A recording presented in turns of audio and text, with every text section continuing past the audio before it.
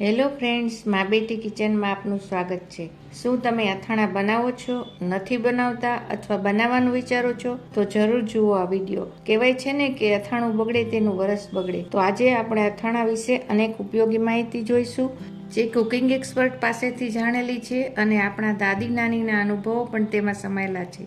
અથાણું બારે માસ સારું રહે તે માટે અથાણા વિશે આપણે અનેક ટિપ્સ જોઈશું। સૌપ્રથમ તો અથાણા માટેનો સમય કયો પસંદ કરવો। બજારમાં કાચી કેરી અથાણા માટેની આવવા લાગે ત્યાર પછી 15 દિવસમાં અથાણું બનાવી લેવું અને કેરી પીળી ન હોય તેવી લેવી।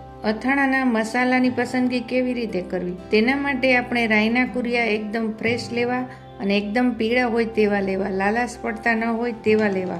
મેથીના કુરિયા કેસરી જેવા લેવા અને ધાણાના કુરિયા નવા હોય તે જોવું। ગોળ કોલ્હાપુરી જ લેવો। આપણે અથાણામાં વરિયાળીનો ઉપયોગ કરતા હોઈએ તો લખનવી વરિયાળી લેવી, તેના રેશા ઓછા હોય છે અને સુગંધ સારી આવે છે।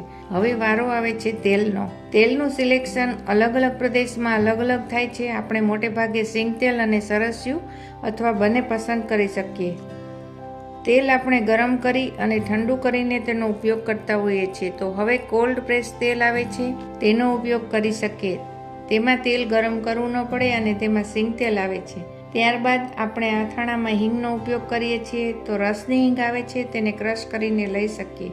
અથાણામાં આપણે મરચાંનો ઉપયોગ કરીએ છીએ, તો મરચું એટલું કાશ્મીરીને બદલે રેશમ પટ્ટો લઈ શકીએ અથવા બંનેને મિક્સ કરીને પણ લઈ શકાય। નવા મરચાંનો જ ઉપયોગ કરવો।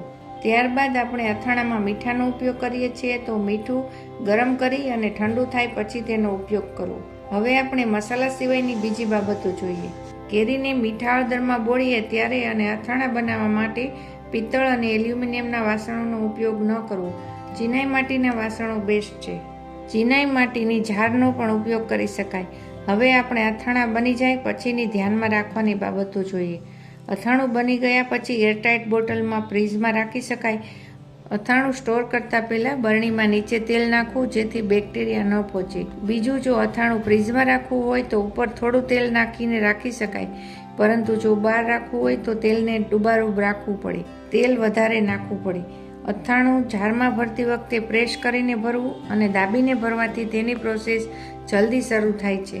અથાણું ભરવા માટે તમે કાચના ટ્રાન્સપરન્ટ જારમાં રાખી શકો તો અથાણા બગડે તો ખબર પડી જાય।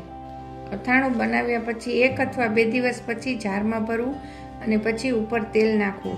જો અથાણું વધારે બનાવ્યું હોય, 12 મહિનાનું બનાવ્યું હોય તો મોટી બરણીમાંથી નાની બરણીમાં કાઢી અને તેનો ઉપયોગ કરવો। અથાણું બરણીમાં કાઢી લીધા પછી તેને પ્રેસ કરી અને આજુબાજુમાં કપડાથી લૂછી લેવું અને અથાણાની બરણી ઉપર કોટનનું કપડું બાંધી લેવું। આપણે જો અથાણું કેરીની છાલ કાઢીને બનાવ્યું હોય તો તેની છાલનો ઉપયોગ પણ આપણે કરી શકીએ છીએ। તેની છાલમાં કોથમીર, મરચાં અને પુદીનો નાખી અને તેની ચટણી બનાવી શકાય। કેરીના ખાટા પાણીથી આપણે ગરમર, ડાળા અને કેરડા બનાવી શકીએ છીએ। મેથીના અથાણા માટેની મેથીને ખાટા પાણીમાં રાખી શકાય છે અને કેરી ગુંદાનું અથાણું બનાવવા માટે ગુંદાને કેરીના ખાટા પાણીમાં બોળી અને પછી અથાણું બનાવી શકાય છે। જો આપણે અથાણું બનાવવામાં આ બધી નાની નાની બાબતોનું ધ્યાન રાખીશું તો આપણું અથાણું બારે માસ સારું રહેશે। વિડીયો પસંદ આવ્યો હોય તો મારી ચેનલને સબસ્ક્રાઈબ કરો અને વિડીયોને લાઈક અને શેર કરો।